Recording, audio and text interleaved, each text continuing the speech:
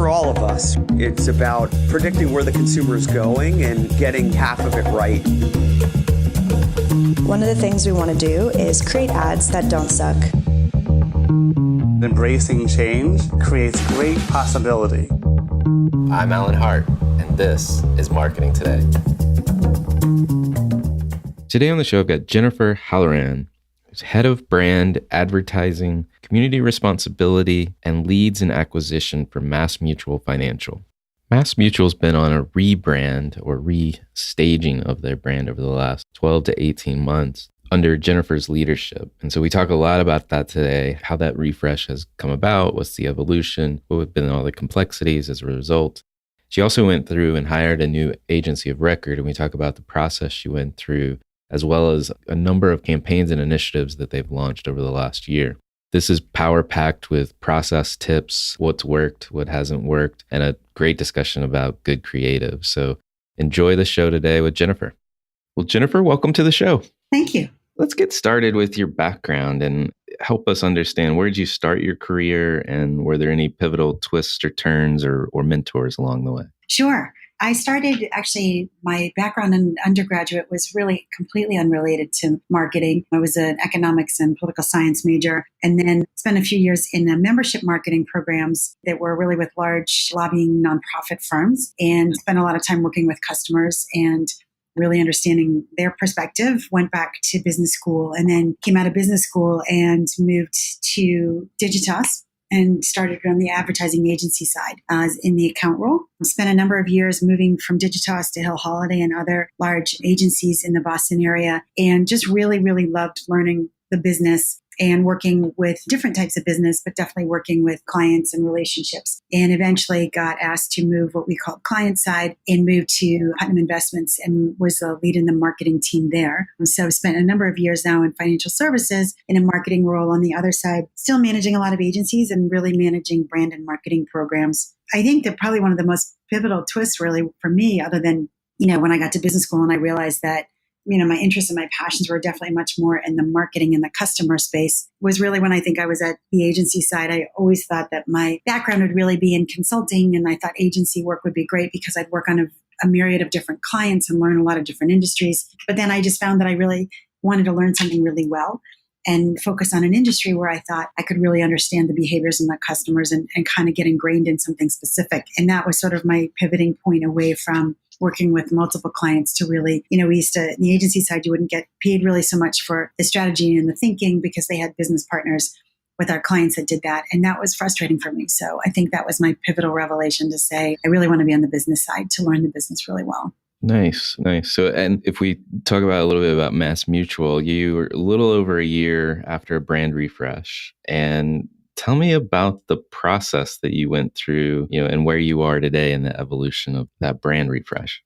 Yeah, it's been a real whirlwind, but very, very exciting. I started in October 2016 at MassMutual in October 1st, and my directive was to relaunch the brand and refresh it with a new strategy the following May. So I had about 6 months to onboard new agencies and really do a deep dive into understanding how to reposition the brand. It had been, we're a 167-year-old company, and we really hadn't revisited the brand at all in any kind of a perspective to refresh it and put it into a contextual element in over 7 or 8 years. And that had only been because we changed the visual design of the logo because we had an acquisition. So it was a really, really interesting process in a really, really tight time frame. But it was soup to nuts. It was, I started with hiring a new agency of record and doing the due diligence to build the creative strategy and the positioning for the brand. And then I had another track that was really all the focus of the internal track because we had a new brand identity with a logo and a visual identity. So that meant 7 internal massive work streams to convert everywhere the brand existed in MassMutual. And, you can imagine with a field of 9,000 agents and multiple offices out in the field, physical identities, new guidelines, visual guidelines, 200,000+ pieces of print collateral, 91,000 website properties that had to be changed, customer communications, statement systems, everything down to the uniforms that the security guards wore in the different offices, business card designs. It was just an absolute overhaul of that. And we focused on making sure that by the May 15th deadline we focused it down to the core critical customer touch points that we thought people would see. So that was all of the external brand messaging, new advertising, new positioning, all of the digital properties where people would connect with them, all of our physical properties. So that was 120 physical sites that had to have signage changed and flipped over. And, we sort of made the short list, the top 125 pieces of print collateral that the field and our retirement teams were using, and really dove into that, and still are working through it. I think from the brand positioning in the marketplace, it's been exciting. We've gone through multiple waves of creative in market with advertising and media and digital. And we've also evolved to almost complete all of the internal streams just because of all the systems and platforms. We happily are almost completely converted internally now. And that was, almost a year after we really got started. So it's been a long process, very, very much expedited in many ways, but really been amazing start to finish. New guidelines, new governance structure, everything from a visual and tone and identity for the brand.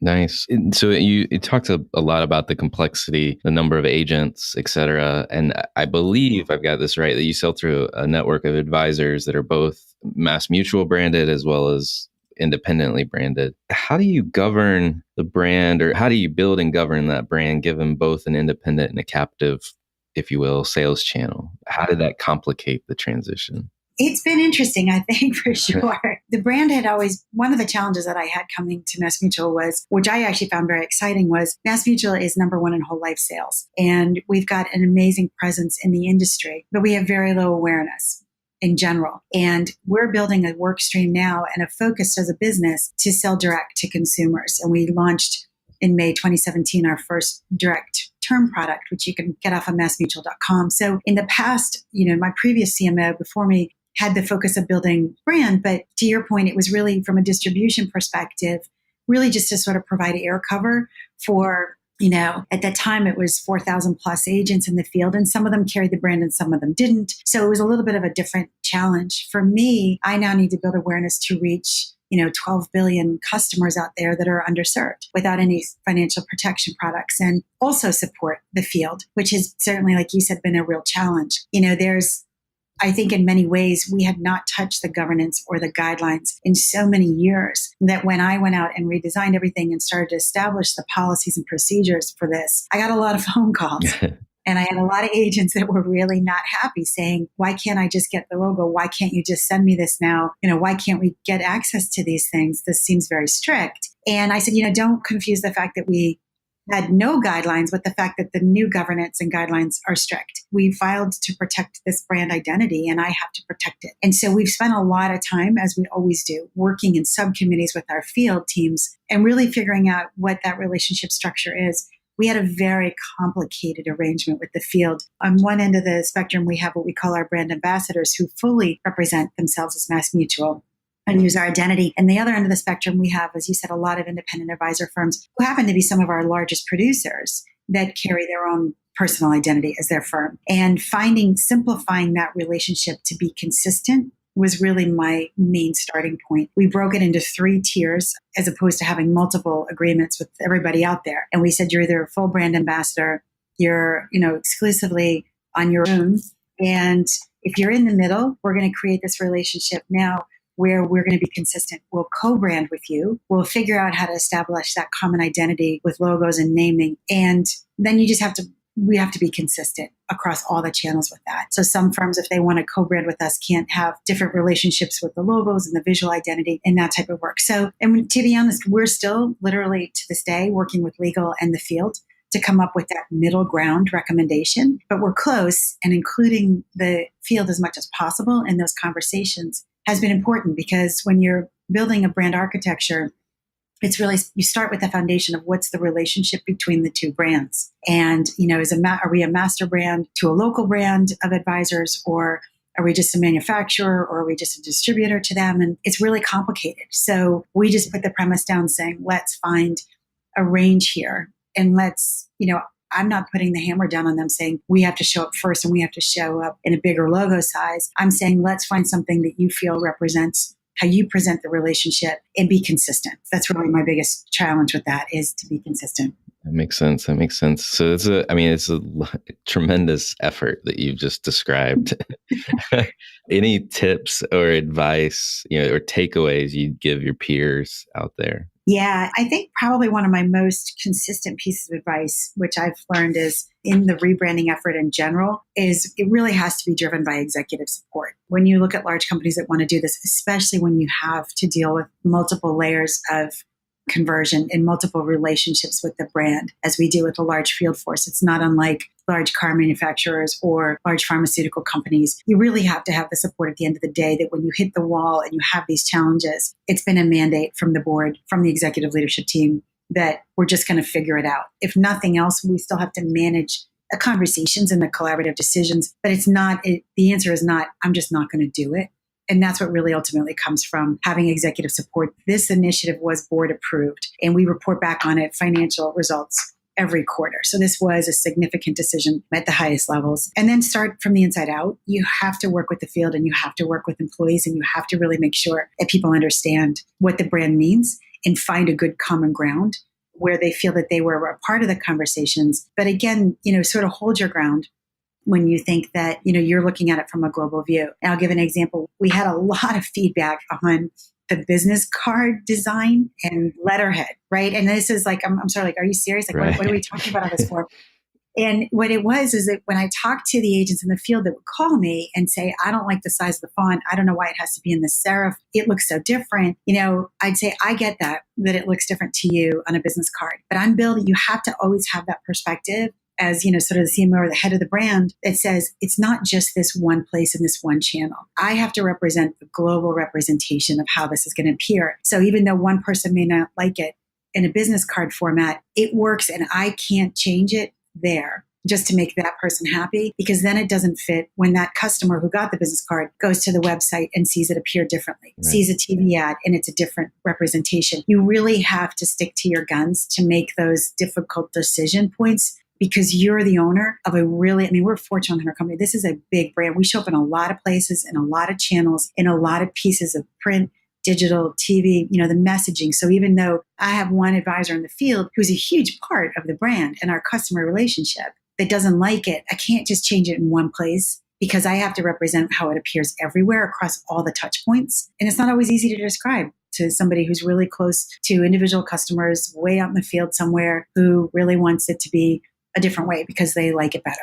That's a good point. Good point. Well, I want to switch gears a little bit, because you mentioned hiring an agency of record early on in the process when you joined. And I know from a prior conversation, you used an unusual search process. And I'd love for you to tell us a little bit about that process you went through. Yeah, it was great. I think all of my years in working in the agency side has always been an advantage for me to think about not only the relationship with your agencies, but also how you build that relationship and how do you find an agency. So I think, by default, I didn't have a whole lot of time. So Right.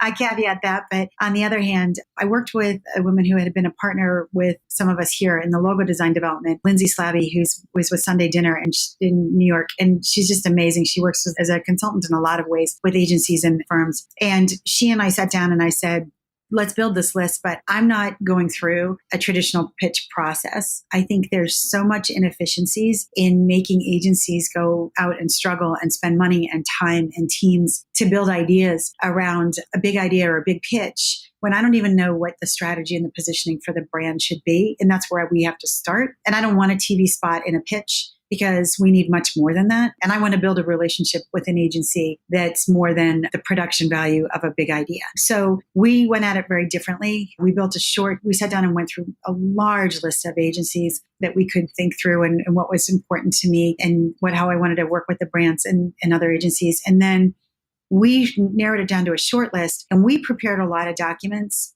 to the agencies about the business. So my team wrote this massive creative brief with a ton of business background and context. And I clarified with them what I was looking for in the agencies and what I was looking for to do with this brand in what somebody could help me with. So it wasn't just show me a great TV pitch, but here's where I want to go with this brand. And here's what I have to redo. And we vetted that through a lot of agencies. Lindsay managed the search. We got it down to a short list. And then we met in one-on-one sessions with a handful of agencies. And it was a broad range. We went from really small boutique, unique ones to larger ones, bigger brand representation agencies, and just spent a day or so with a couple of them And they came back to me with presentations that I think were more focused on a challenge that I was trying to achieve. Certainly they all send you pitch reels. I could see their work. I knew what they were doing. And then sort of put it in the context of what I was looking for, but I didn't make them guess. I gave them as much information as I knew about what we were doing in our business and the environment. And we just really made it about ideas and vision and capabilities, resources, and people. Because at the end of the day, that's really where you're going to go with this partnership. And I really do to this day. We split it between two agencies. We picked up a roster model with an agency of record for the creative lead, which is Johannes Leonardo. And then we have an agency of record for all of the media, which is Giant Spoon. And they've been, I always joke with them because I think we signed all the SOWs in maybe January or February. We'd already started the brand strategy work in January without a signed SOW, and we launched in May. And I say to them, we got married before we dated because we just didn't have the time. But I tell you, we were all in it. And I think in some ways that's really what made it better, because the commitment that they had and the heart and the passion that they gave to build and launch this brand in such a tight time frame was just amazing. And we moved quickly. We made fast decisions. We worked together. I had a very small team. And in the end, ultimately, the last 2 or 3 months, since I was really trying to transition a lot of the people that were in my team that I had inherited here, it was really me and the agencies, literally signing off on proofs and looking at cuts and going on TV shoots. And it was amazing. I think some ways throwing ourselves together so tightly in the beginning and really making it about the relationship and the passion for what we were going to build has been invaluable to me. I like that. I want to go just a little bit deeper in the process. You had this large, long list. You narrowed that down, and you prepared lots of context in a huge brief document. What were some of the interactions?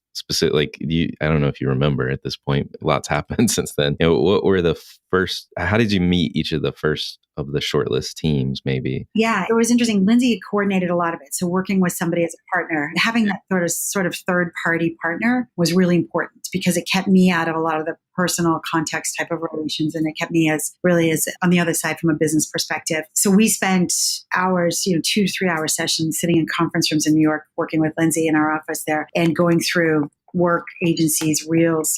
I had a lot of other challenges. It was the end of the year. That's a very common time for agencies to be pitching or repitching.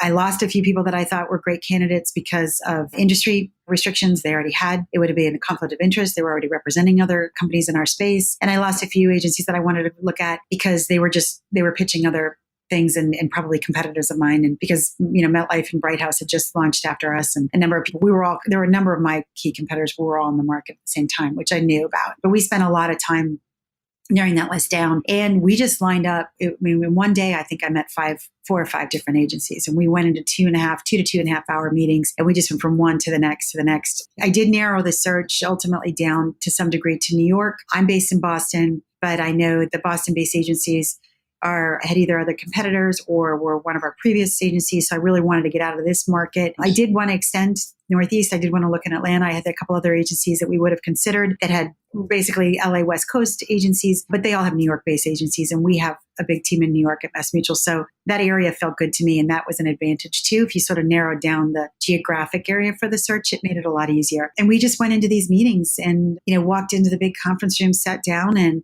introduced ourselves. And we sort of set it up, Lindsay set it up by saying, look, you know a lot about us. Tell us how you would help with these 3 challenges that I have. And they were succinct presentations, but they were very good. And we tried to focus a lot of the conversation, or at least leave a lot of the end time of the conversation around the personalities of the people in the room. Because I really think that your agency is an extension of your business team. They're part of my team. If I can't get anything done without them, they're not a vendor. They're not somebody that you can call up and yell at and be tough on. They're part of my team. I treat them like my team. So the personality fit was really important to me. And so we certainly, and I would say that a lot of times when you go into traditional pitches, you see all the A team, you see all this great creative work, but the people that you really spend the majority of your time with are the day-to-day account people, and making sure that you feel good about that team as well as just this amazing creative team, I think is really important too. So we reserved a lot of the conversation that we had with each other just around each other, which I think was important to fit. I mean, it's like hiring somebody that's going to work for you every day in your office. How do you interview those people is how I was looking at it. Got it. And did they end up showing creative work towards the end of the process, or? Yeah, it was good. They didn't come up with a few of them actually came up with some conceptual direction for what they would do with MassMutual's brand. And some of them showed me some really good examples of work that they did in a space that they felt was the same or similar. One of the things that I really ultimately liked about the decision with Johannes Leonardo was they're very, very customer focused. They start with that. They spend a lot of time really diving into the customer and understanding the environment, like what's giving the pulse. And I think the work with Adidas, as they always correct me, the work that they've done with Adidas is really amazing. It's very different from anything that we would do, and it makes a really strong connection with a very cultural, important group of customers that can be very hard to reach. And that was really, really appealing to me. Their agency team and the team that was there, and the president of Johannes Leonardo just came from Droga 5, and he ran the Prudential account. So there was a good sense of industry experience for me, and there was a good sense of really looking at something in a different way. And I think that getting somebody with very different industry experience outside of the financial services industry was important to me, because I think that's really where we learn the most about how to be different in the category, when you find people that stand out no matter where they are, but even sometimes outside of your category. And I liked the way that they did that. And so they showed me some of their existing work. It really just represented how they can think about a customer, which I think was really what I was trying to get at, because my challenge to all the agencies and my direction with the brand was, I don't want people to think of us as, I want them to see the work and say, wow, I never would have thought that came from a financial services company, because I've been in it for so long. We did the green line at Fidelity forever. I've been in this trench of financial services and how they approach customers. And I really wanted to look at it differently from how a lot of us in the industry do it. And that's the work they showed me. They showed me how they looked at customers differently for their clients. And that was really impressive. That's good. That's a good example. Any advice you'd give other people going through an agency search? Yeah. Give yourself some more time than I did. Not that I made the wrong decision, but definitely I don't want people to think this could be done in 3 months or 2 months or whatever it was. I think doing your work up front and really knowing you're going to make it a short list of what's important and what you want them to do. Don't get caught up in just seeing great creative, because remember, you have to work with the whole team there and do the homework on your own about what you like. I think one of the things that helped me is I went in there when I sat down and looked at these agencies and talked to Lindsay, I brought in pieces of work that I thought were great, that weren't within my industry, but I just really thought were, really great work. And when you can give an agency an example of what you think is good and why you think it's good, I think they get better direction in understanding whether they can relate and do that kind of work for you or not. So give examples and give them the information that they need. Don't make them guess about what you do. It saves so much more time and so much more money. And it's just the current pitch process seems so inefficient because you never really get a good feeling, and you didn't give them enough chance to really get a good feeling of who you are, and spend the time to get to know the team in any way or context that you can. But go with your gut on what you know is going to be important. I didn't want to go to a really small agency because I knew we were going to need scale and relationships. I needed an agency that was going to be able to get me amazing directors from wherever they are across the country, and not just work with some of the newer talent. You need to make sure that there's a backbone behind the agency, and there's good relationships and there's good reputation in the context there, because they're going to have to pull for you and they're going to have to come back with you with some really good things. And that's not a ding on using small agencies. I think those people still have those capabilities as well. Just make sure you've got a backbone behind it. Everybody says they're going to get stuff done in a really good time frame, but we rush through a lot of things, and whether we like it or not. And you're going to want to have that backbone behind you because they're your team. You got to trust that they're going to be able to pull it off. Got it. So kind of moving on, you launched with an agency. You've done a number of interesting activations and campaigns in the last year. I'd love to dive into a couple of them. And the first one I'd like to start with is the New York City Marathon. Yeah. And can you describe what you did and how it played out? Yeah, it was really cool. We finally landed on a brand positioning and the strategy for Live Mutual. The agency, the media teams in the agency had put together this big, deck kind of behind it on how we could play this out. And it was way back in March. And one of the examples they gave us was the New York Marathon. And at the time it was, what if we just took over, the Brooklyn Bridge, and whichever one it was with signage and all this other stuff. And we found there was something there because it informed later as we got through the summer, but what I was trying to do was find something that we could take to an engagement level at a local level so that we could scale it and engage our field if they wanted to, and the agents in the area, but really get into a place where you could relate the brand with a large audience at a local level. And we didn't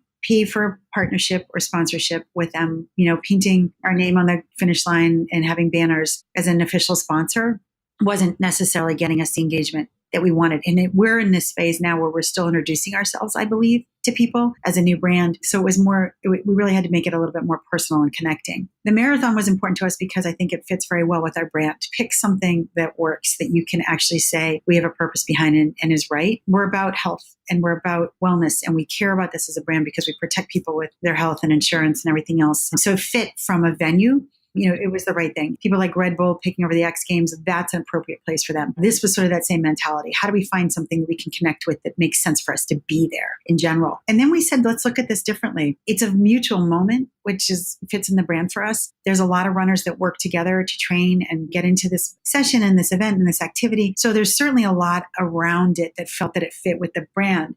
But as we dove more into it, we said, what if we don't look at it the way people think you look at it? It's not just about the runners, but look at all these people that come out to support them. Maybe the mutual moment is in the supporters, because the research, when we dove into the different marathons, the large city marathons like New York, 70% of the runners are from out of town. They don't have their family and their friends there. And then there's millions of people that come out to watch 3 runners that are local. But why can't we have them help while they're there and they're standing and they're waiting for their brother, their sister, their cousin? Maybe we should give them another person to root for that's there who doesn't have somebody in New York to root for them. So we sort of flipped it on the head and we said, let's do an Adopt a Runner program. So we surrounded it with content and influencers. We worked with the New York Times and Hello Society and some of their editorial teams. We collected a good group of influencers in the running community to help us sort of spread the word and build content around it. We ran 3 or 4 stories in the New York Times building up to the marathon that told stories of the runners, not our program specifically. It was sponsored content by us. We had a woman that came from the West Coast who, her life dream was to run a marathon. And then she found out she was pregnant partway through her training and she decided she was going to run it anyways. We had a runner from London who is just this amazing gentleman that picks up on causes that are important to him and does it just for the good. And so he was running New York for an organization that was local and close to him. And we found a woman who was running in the marathon from the Netherlands, who had been through a lot of relationship, physical abuse. She had a son that was 9 or 10 years old. She had never been away from him. And 5 years ago, her father finally got her out of a bad relationship and got her into running as therapy. So this was her opportunity to come to New York, run her first marathon. It was difficult on her. It was her first time away from her son, but she was very excited about it. So we connected those 3 people with these key running influencers and wrote these stories around them and ran those in the New York Times. And then we had all these influencers. And I have to say, it still cracks me up to this day that one of our biggest influencers that was recruiting for us in this running community is actually a dog. He's this dog that runs with the same people.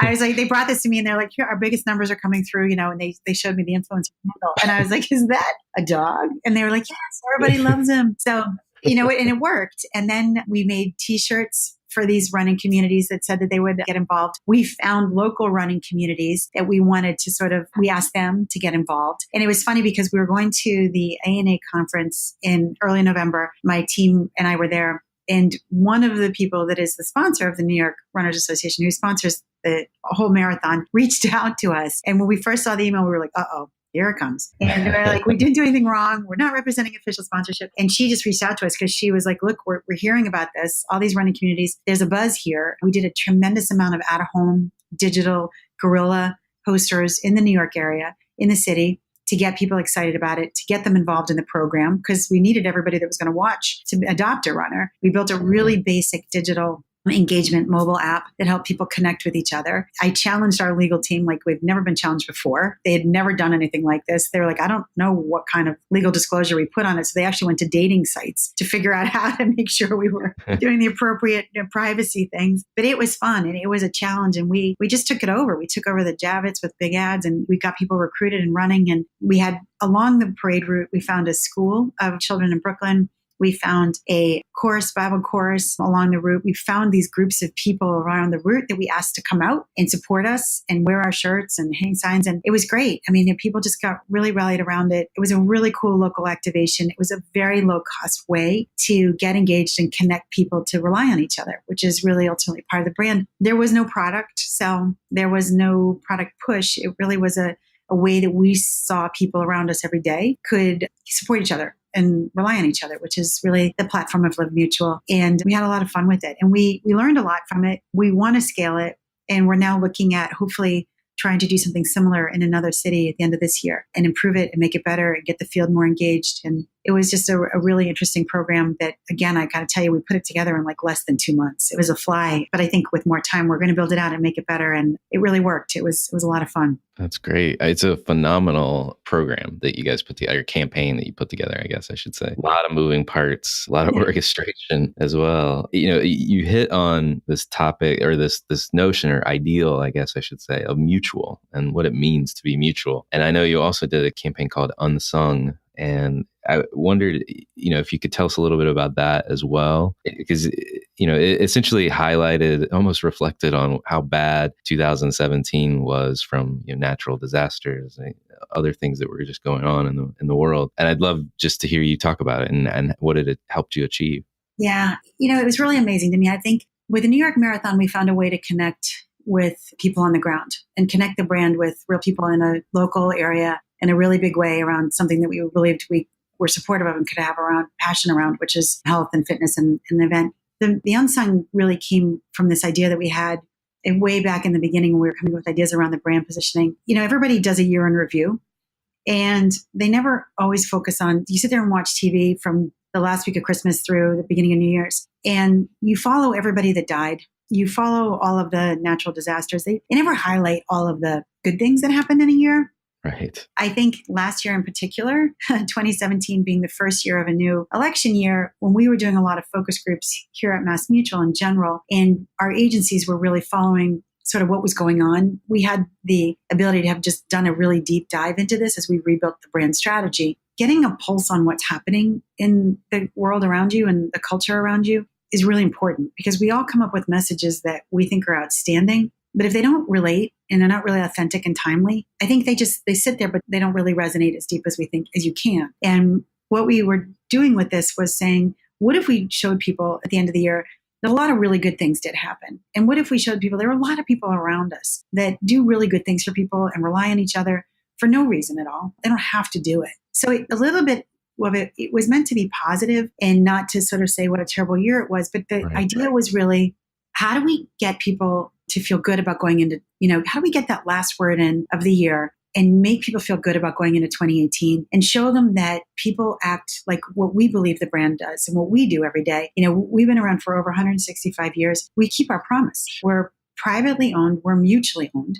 When you take a policy with us or any of our products, you own the product with us. You know, the company was started with 7 men in Springfield throwing money in a hat saying, I'll take care of you. Let's pull this together and we promise we'll cover you if anything happens. And that's the essence of what we do every day. And we realize there are a lot of people around us that believe in that same idea and they do it the same way. So we scoured the news to find all of these stories and said, let's go out and find them and let's collect them. And let's sort of show people that this is every day. It happens around you. I had a lot of hesitation around the creative execution because I said a lot of people or brands are out there now saying real people, real actors. And I don't know, I still don't believe it, that they all are.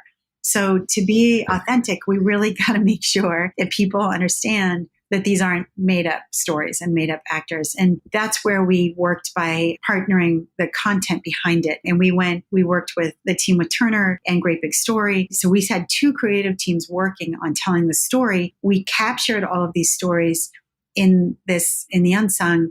We put this song behind it that we literally said, I think this is the essence of what we mean here. It really was like shooting live TV because these were real people. We would show up. We went on the road for over 10 plus days, traveled to 4 or 5 different cities, collected these stories, asked these people to help us. Then we had stood up and had these big tent cards out there. We taught them to sing. We made them all sing. Like this was like, I'm like, can we make this any more difficult? We've got live people. We're going to give them a little bit of wardrobe help, but we really can't give them wardrobe because it's not the same hired talent, hired wardrobe. Like we wanted them to feel comfortable and authentic. And then, by the way, we're going to ask you to sing for us. So it was really, which was fun because the group the story of the mosque that we shot in Houston, it was a church, a mosque, and a local synagogue. And they were all great singers because they were all choir singers. So we nailed that one in Houston really well. But it was interesting. And I think what we really wanted to do was show people, but not just say that people do this every day, show them. They were stories that had to have been picked up in the news. And we had a lot of stories on the wall. And the good news was we had a lot of stories. And we went through a long list and I kept saying, but did these people change somebody's life? Did they really make an impact? Have they done something different that have changed something going forward? And we think that in the end, these stories really did. We used Great Big Story and the team there to go out after or simultaneously with our TV crew while we were shooting with Johannes Leonardo. They were shooting the deeper dive stories of these people. So we created the content around each of these stories into 2+ minutes. And we put that on the website and we pushed it through social. So when you saw it on TV, from a visual perspective, we hoped that you believed it was real because we used bylines and dates and such like that. But we also drove you to and promoted it through social so you could actually learn more about these stories and you got more involved in these people. And I think that really helped from the authenticity part of it too, to really kind of fulfill the rest of the story. Again, this was not a product sell. This was a story where we said, we do this every day as a company. We do this with MassMutual's Foundation and the work that we do in the communities. And all these people are doing this every day. And we just wanted people to realize you can get up and do this too and just feel good going into 2018 that there was a lot more good out there to worry about in the middle of all like that negative year in review stories that were out. Got it. And you ultimately ended up putting this into a Super Bowl spot. How did that come about? Like, when did the decision go from, big story? Yeah, little crazy here. We did a New Year's Eve event. We did a live TV shot. We flew all of the people that had participated in the stories into New York for New Year's Eve, which was amazing because some of these people had never even been on a plane in their lives. I was deathly nervous that I said, just make sure somebody's with them the whole time so nobody gets hurt. And we celebrated them with a live TV shot. We took over CNN's last half hour programming on New Year's Eve Live. And we shot this beautiful children's chorus singing and appreciating them. And everybody was standing in the room after we finished it. I almost passed out. I couldn't believe we actually did it, pulled it off. And they said, this is a Super Bowl spot. And I said, no way, I'll get fired. I was like, there's so much perception around brands that just insert themselves out of nowhere into Super Bowl spots. And I was like, yeah, thanks. I appreciate the compliment, but no. And then as the Super Bowl got closer, I was watching a lot of the brands that were getting involved in the discussion around the Super Bowl. I started to say to myself, and I sort of was like, you know what? This might be a place for us. From a reach perspective, from our personal audience perspective, we buy a lot of sports. I like live events. I like live sports. It's usually where people gather as families or people that are passionate and have a connection to the teams. The athletes are relying on each other, those kind of things. So the venue was certainly an appropriate place that I like to put us from a media buy perspective. But it was less than 10 days before the Super Bowl when I started to see Budweiser and all these others. And the Budweiser spot that released actually has the song Stand By Me in it, which everybody thought was our song, but our song is all Stand By You. And they came out with this spot that was so similar to the story we were telling. And I said, you know what? It wasn't just the Budweiser ad, but it was me watching all of these ads, these brands coming into the Super Bowl. But the message that was very similar to ours around cause and hope, because I think people really want to tie themselves to a brand by engaging with them on a relative level before they talk about the product. And so I called our media team and I was like, guys, we got to do something here. Like, what are we doing? And my first gut was, how do we amp up in social? And then within 24 hours later, we were flying through a deal that I said, I want to be in the programming, but I don't want to be in the programming in the middle of the Doritos and the Dilly Dilly ads, because that's great creative, but that's also a different tone of creative. So we took over, we went into the programming from the 6 to 6:30 hour. It was actually officially NBC's Super Bowl programming, but by ad pub trade industries, we weren't in the actual game. But it felt like it was the right place for us because we were in right before the national anthem, when they were honoring the veterans, when the teams were coming out on the field, when everybody was gathering all of their local Super Bar together. Everybody come sit down, let's watch the national anthem, let's get ready for the game. It was the right place for us from a tone moment in the Super Bowl event. So I said, let's put ourselves there. We ran a 2-minute spot, which is unknown and unheard of in Super Bowl programming, because that's what we had. And it felt like it was the right place for us to be in that event. Mm-hmm. And we had the right message. I wouldn't have run it with our 2 Ways launch ad. I wouldn't have run our Active Mutuality spot, which we just launched in May this year. We had the right message. And I think it was the right time to share it. And we went with it. And amazingly enough, we got over $600,000 of earned media out of it. We had the CBS morning show, Today show, with, Gail sitting at the desk on Monday morning saying her favorite Super Bowl ad was MassMutual's ad. It worked. Everybody sort of said, wow, they thought we were part of all of because we were in the programming, and people really resonated, and it's just spiked. I mean, most of the Unsung ads, when we dropped them in tentpole, generated over 400% lift in traffic to our website immediately. And the Super Bowl was an amazing social spike. We saw huge numbers in consideration and awareness right after almost all of the spots. And it's just been great to see us try to move this mentality around the brand, which was why it worked. But it was not that beginning of the year planned media idea. We were certainly not. It was one of those things that I went all the way up to our CEO and said, are you good with this? Like, I think this is the right thing to do, but you don't want to be that, sort of that haphazard one-off brand that puts themselves in the Super Bowl and spends their entire budget for the year on it. That's not what we were doing. We made a really smart buy. We made a really smart placement. I think we put ourselves where we belonged in that Super Bowl programming. And I think there's amazing brands that are there. And so it was, I was nervous. I was like, I hope people get what we did here and they're okay with it. And I think for the most part, they did. Nice. Well, I know you mentioned your latest work, Acts of Mutuality, which I guess takes an everyday moment. I'm not jumping into a lake every day with my relatives, but it slows down that jump of a family is the one that sticks out in my mind. All these generations of women slowing them down as they jump into this, I think it's a lake or river or something. And you're defining each of them almost like individually and their personal acts of mutuality. You're stretching that notion, I guess, in various ways. And, how is that making it out into the marketplace? Because we've talked about the experiential components from the New York City Marathon to TV spots and the biggest stage known in the North American hemisphere, I guess, or wherever we are with the Super Bowl. And so how are you taking the Acts of Mutuality into market? Yeah, it was really interesting. When I was hired, I told our CEO and my boss, who's head of all of customer experience here, I said, a relaunch for a brand is not a campaign. We have to be out there in relaunch mode for 18 to 24 months. We have to be we have an always on media buy mentality. We're very different than what the previous CMO used to do in sort of how we got into market. And I also said that we really have to give ourselves the patience to introduce the brand as who we are. And that was what Live Mutual was. That's what the Unsung was. People have to know who we are as a brand before they understand what we do. And then we saw such amazing numbers in consideration with the Unsung and with some of the other work that we were doing that all of a sudden I was like, wait a second. Now everybody wants to know what we are. Like, what do we do? Because we've got them to this level of consideration and engagement. They're coming to the website. They're trying to learn more about us.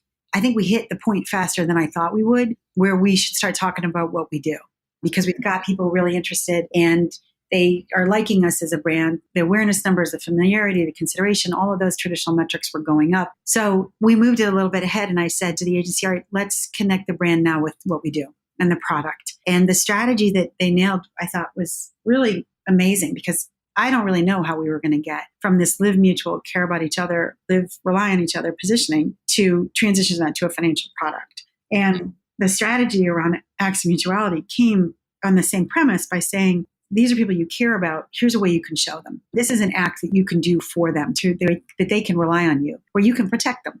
So it's a 529 plan as an act of mutuality. It's something you do for somebody to guarantee that you'll be able to get them to college. It's taking it to that level. So what we did with the campaign, Acts of Mutuality, was how do we show people that? Because I think beyond the traditional metrics that we have to reach from a brand perspective, and every big brand, not everyone, I should say, a lot of the brands don't have to worry about, awareness, but we're in a position where you're all looking at the same type of metrics. To me, my challenge with us is the financial services category, especially things like life insurance and retirement programs.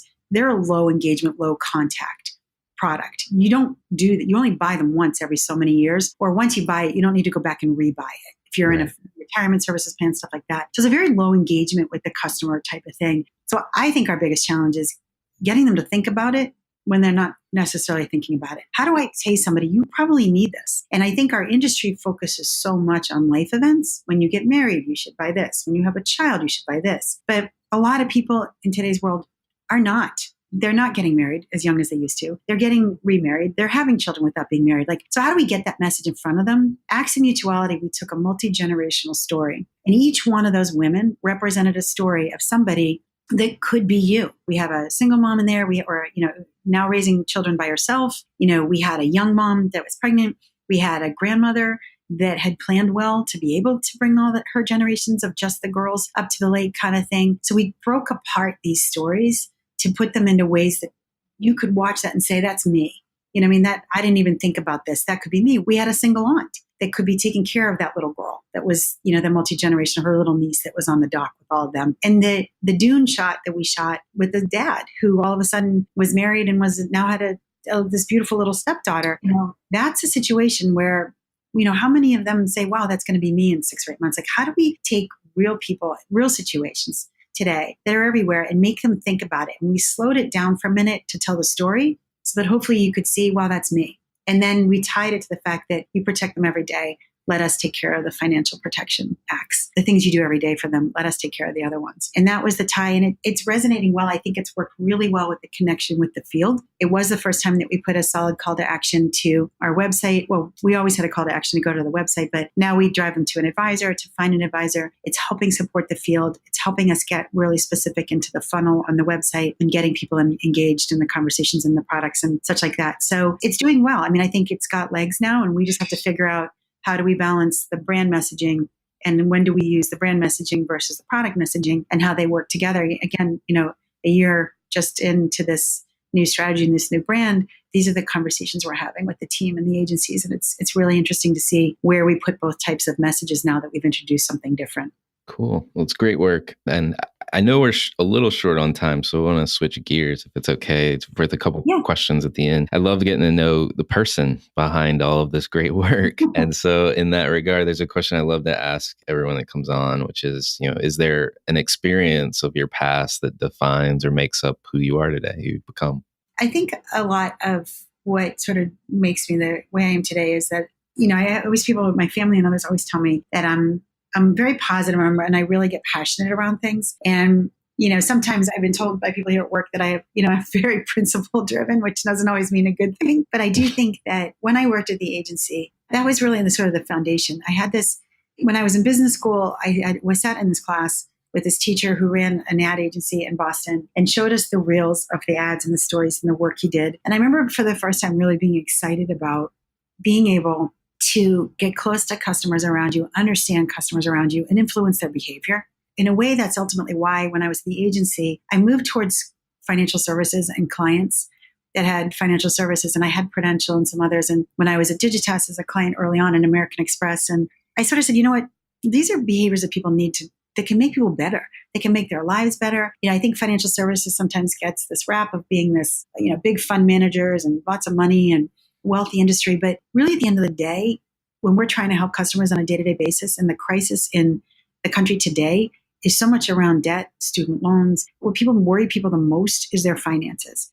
And if I could find a way to work with a company that could help people connect at that level and just make them feel better and more stable about something, and probably every single one of us worries about money at some point in life. We all do, and get them into that way. And I got, just to be able to work with a company that has this position, has a product that really can help people, and to be able, I just get really fired up about it, and I get really passionate about it. And when we come up with great creative or we come up with a great idea, I love to push the agency and sort of say, yeah, but, what is this? And they, the relationship that I've had with them in the past year is they come to me with a big idea. And I was like, guys, I love it.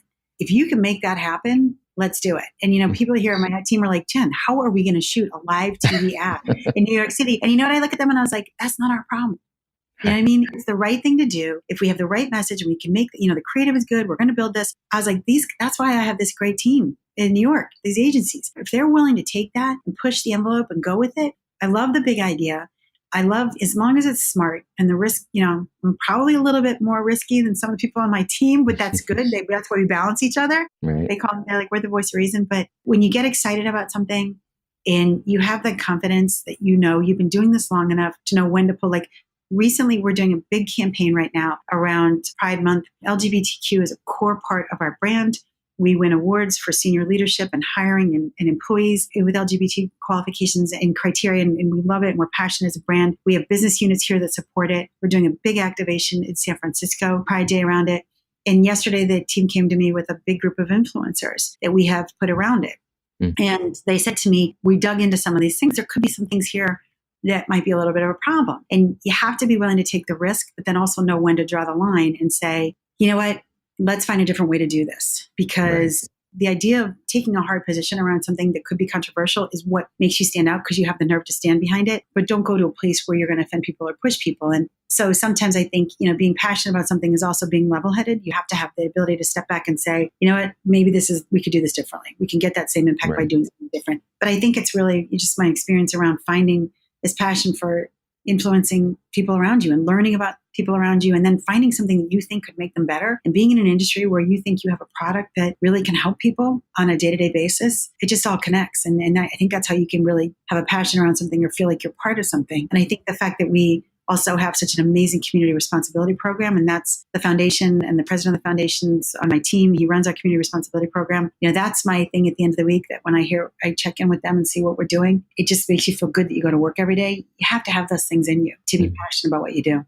I love it. So I got two quick questions at the end here. One is, I think marketers tend to be students of the business, looking at other brands or companies or causes. So I'd love to know, who do you look at? Are you looking at noticing anybody you think we should take notice of? And then the other aspect of it is, what do you think the future is going to hold for marketing? Yeah, I always look at the brands that I think have the biggest challenge. And ironically, they tend to be the biggest brands, because I think when you become so well known, it's really hard to reach that. You're looking at millions of customers, but you still need to move at 10%. That's a lot. And if you've already got so many people on board with you, how do you do that? So those brands really fascinate me. I think that when you look at brands like Walmart and Target that have that challenge, and they're very seasonal, to be different and to compete against in that set with the Amazons and the Walmarts and the Targets, those two brands are so true and so consistent to their customer and their messaging that they don't. Then I look at a brand like JCPenney that just has struggled for so long. Right. Are they a retail discounter? Then they didn't want to be the discounter. Then they decided to go back to it. The ones that stay true to it and have the biggest challenge, because everybody thinks the ones with no awareness are the hard ones. I actually think some of the large brands are the ones to keep people engaged and get them to move that needle is amazing. I think fashion brands are fascinating to me. You look at brands like Burberry, Chanel, Vuitton, those are brands that were always based on a boutique store where people were going to come home and have a personal shopper, and they were going to feel that they spent a lot of money on something that they bought personally and had personal attention. But I think that they've recreated a digital environment, which is how consumers want to buy now, that has been amazing. A challenge to the fashion brands. I follow that, especially in digital. I follow what they do there, because I think they have, Burberry did this amazing campaign when they launched a lipstick color where they sent love notes across the country. I don't know if you remember the campaign. It was 2 to 3 years ago, and they did it with Google, and it was fascinating. You could pick a color of a lipstick, put it on the back of a letter, and then email it and send somebody a kiss. And it was just brilliant. It's just, how do you get these people engaged in a digital capacity in an industry that is so used to selling a premium product with a premium sales experience? That's amazing to me. And I just love, by default, the big ones. I think Apple always does amazing experience. I love Mercedes-Benz. Again, that's a large distributor network. It's a luxury brand. Their 2018 summer rescue ad, I love. It's how do you take the summer sales event and put it to a different level? And I don't know if you've seen it. It's a couple that buys a rescue dog and then takes it out in this beautiful car ride with this, because it just, I loved their snow date ad in 2016 that they ran with a middle school boy that was meeting the girl at the movie theater in a massive snowstorm. They just find stories to bring out what everybody already knows about Mercedes-Benz, but they bring out the reliability of the car to drive through the snow. They make an experience out of something that's personal. I think they do a beautiful job too. What do I think the future of marketing looks like? It's exciting. Going through the process right now of establishing brand governance and guidelines is so different, I think, today for anybody that's been in building brands forever. To me, the guidelines are set, but we have set up a governance council that will meet 2 to 3 times a year to revisit them. When you have so many different touch points and so much digital technology and new ways that people can engage with your brand, you can't just say there's 4 primary colors and the logo has to show up like this and never change that. Because you don't have a choice. That logo may not fit in a co-branded relationship in social on a mobile app. I think our challenge is so different now that we have to have enforcement of managing a brand reputation and visual design, but it's really challenging. And that's the excitement of it. I think security and regulations around the customer and media transparency. And, again, we've got a lot to learn. You can't just sit back on what you buy. You have to be really clear and make sure you have full detail on what you're buying when you're buying media. And I think you really have to be fluid. I think you have to, don't buy a media plan anymore that's set for the year. We call it a blueprint. And because when things change, who knew there was a royal wedding this year?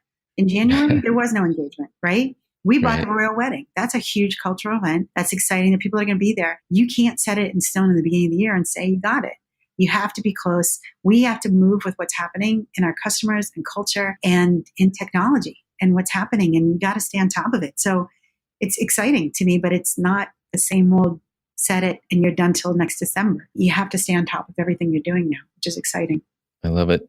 Well, Jennifer, thank you so much for coming on the show. Sure. I appreciate it. Thank you for asking me.